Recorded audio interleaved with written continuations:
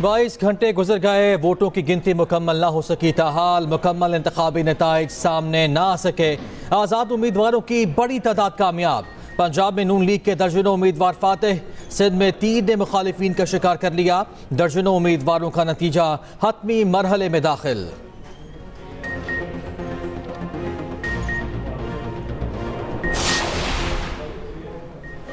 तख्ते लाहौर से नून लीग की क़यादत कामयाब हो गई। एनए 130 से नवाज शरीफ ने दंगल जीत लिया। शहबाज शरीफ ने 123 से मैदान मार लिया। 119 से मरियम नवाज ईवान का हिस्सा बन गई।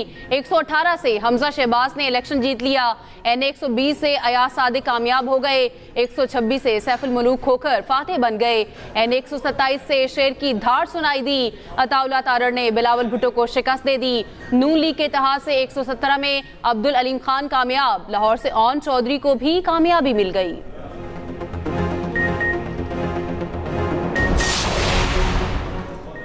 आज़ाद उम्मीदवार पंजाब से सीटें निकालने में कामयाब। एनए 122 से लतीफ़ खोसा इलेक्शन जीत गए। 129 से मियाँ असर का जादू चल गया। एनए 143 से राय हसन नवाज कामयाब। 149 से आमिर डोगर फतेहयाब। 150 मुल्तान से जैन कुरैशी ने मैदान मार लिया। एनए 156 से आयशा नज़ीर जट कामयाब।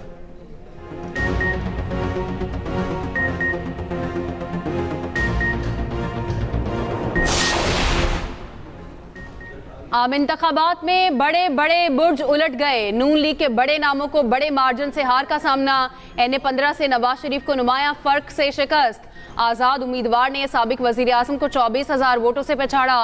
लाहौर के हल्के एनए 122 में बड़ा अपसेट। साबिक वजीर रेलवे जीत की पटरी से उतर गए। 39,000 के फर्क से ख्वाजा साद रफीक की विकेट गिर गई। फैसलाबाद से आबिद शेर अली अपनी निशिस्त ना बचा सके।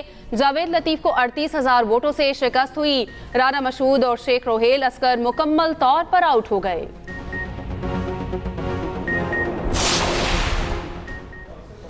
बड़े सियासी नाम बड़े मुकाबलों से बाहर। जहांगीर तरीन कौमी असम्बली के दोनों हलकों में इंतखाब हार गए। इस्तेहकाम पाकिस्तान पार्टी के कायद जहांगीर तरीन को बड़े मार्जिन से शिकस्त का सामना। मुल्तान से 93, लोधरा से 40,000 का फ़र्क सामने आया। साबिक वज़ीर दिफा अपनी सीट का दिफा न कर सके।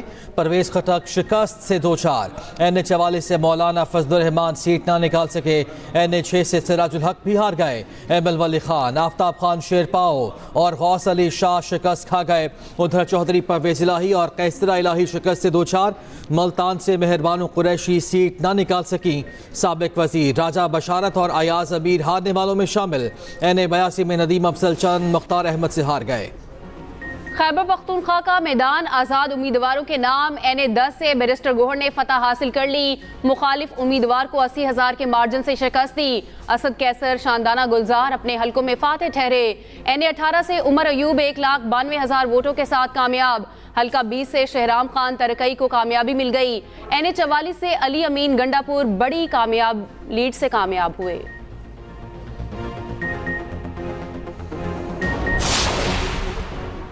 सिंध के बेशतर हलकों में 3 ने मुखालिफिन का शिकार कर लिया। एनए 194 से बिलावल भुट्टो जरदारी कामयाब हो गए। एनए 207 से आसिफ जरदारी जीत गए। गैर सरकारी गैर हतमी नताइज के मुताबिक 201 से खुर्शीद शाह ने मार्का सर कर लिया। एनए 202 से नफीसा शाह भी कामयाब। 209 सांघर से शाजिया मरी ने मैदान मार लिया। एनए 216 से मखदूम जमीलुज़्ज़मान फातेह करार। मुल्तान से यूसुफ रजा गिलानी के दोनों साहबजादे फातेह करार पाए। अली मूसा और अब्दुल कादिर गिलानी जीत गए। उधर चौधरी सालिक और अख्तर मेंगल ने भी मैदान मार लिया। नून लीग मरकज और पंजाब में बड़ी जमात बनकर उभर रही है। लीगी रहनुमा मरियम नवाज का दावा। सोशल मीडिया पर लिखा, हतमी नताइज आते ही नवाज शरीफ तकरीर करेंगे। रात को जानबूझकर गलत तासुर दिया गया। दूसरी तरफ इसहाक डार ने कहा, आज़ाद उम्मीदवारों ने हमसे राब्ता किया। 72 घंटे में किसी जमात में शामिल होना जरूरी है।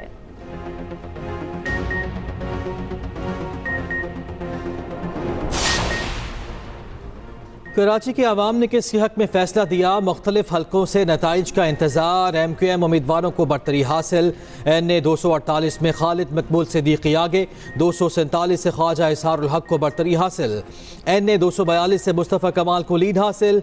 एनए 240 से अमीनुल हक को बरतरी।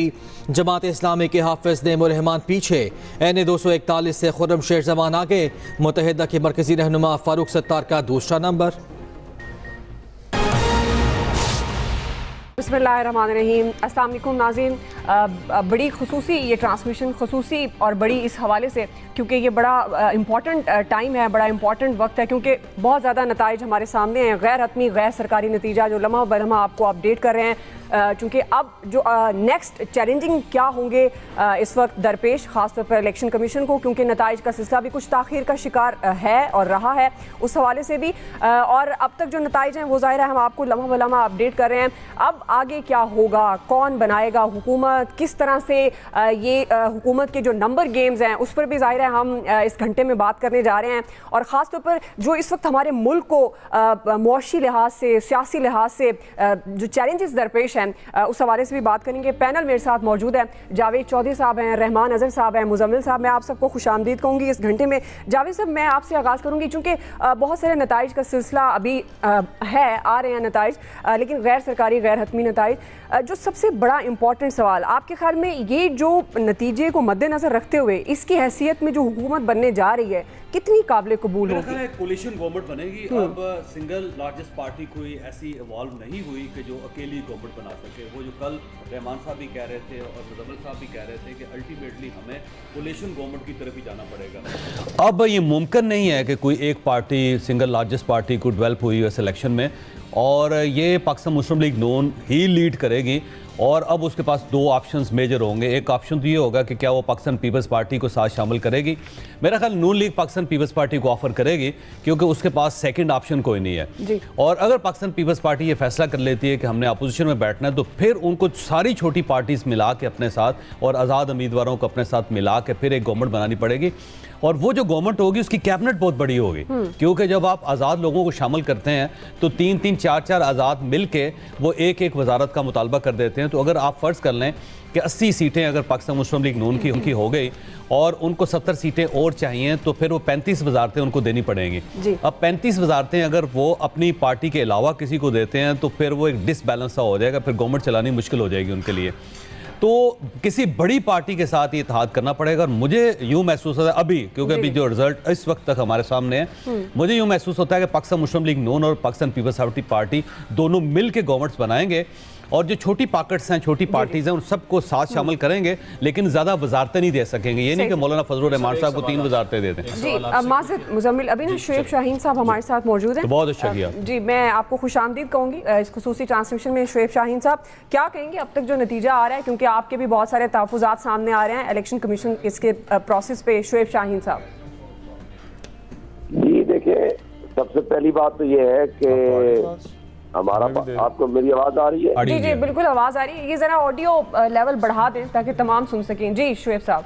अच्छा, देखिए, मेरा तो कल रिजल्ट आ गया, प्रिजाइडिंग ऑफिसर्स ने लिख के दे दिया, फॉर्म 45 दे दिया, और हमारी लीड जो है वो 55,000 से जायद है according to the consolidated result. और हमने जा कर के जब बताया उनको कि भाई आप हमें फॉर्म 47 दें, कंसोलिडेट करें, इलेक्शन वो रिटर्निंग अफसर साहब के जो स्टाइल था वो जरा बदली सा था। उन्होंने कहा जी अभी करते हैं, घंटा दे दें, 2 घंटे दे दें।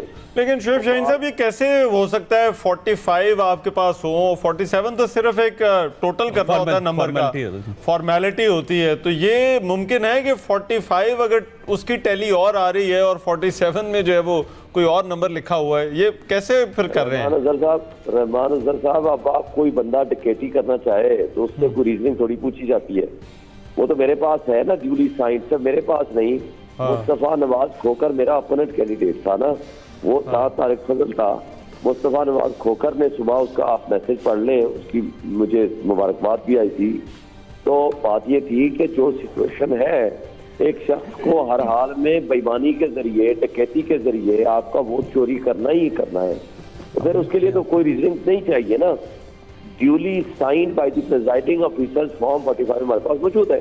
और सिर्फ मुझे नहीं, कोई 35 कैंडिडेट्स हैं, जितने लोग थे उतने जो लोग उनके पोलिंग एजेंट्स थे सबको दिए गए, जिसमें से तहरीक लब्बैक भी है, पीपल्स पार्टी पार्लियामेंटेरियंस भी है, उसमें मुस्तफा नवाज खोकर 3rd नंबर पे आया है, वो भी है। तो बहुत सारे लोग थे। अब आप सडनली उठा करके रात की सिचुएशन को मैंने जब कहा कि जनाब आप रिजल्ट दें, तो हुआ ये कि बाहर स्क्रीन के ऊपर उन्होंने मेरे रिजल्ट को चेंज करना शुरू कर दिया, जो हमारे पास कंसोलिडेटेड वो फॉर्म थे। तो आप ये कह रहे हैं ये जो अगर कोई आपके साथ जो है वो ये मामलात हुए हैं तो ये रिटर्निंग ऑफिसर के दफ्तर में जो है वो ये हुए हैं?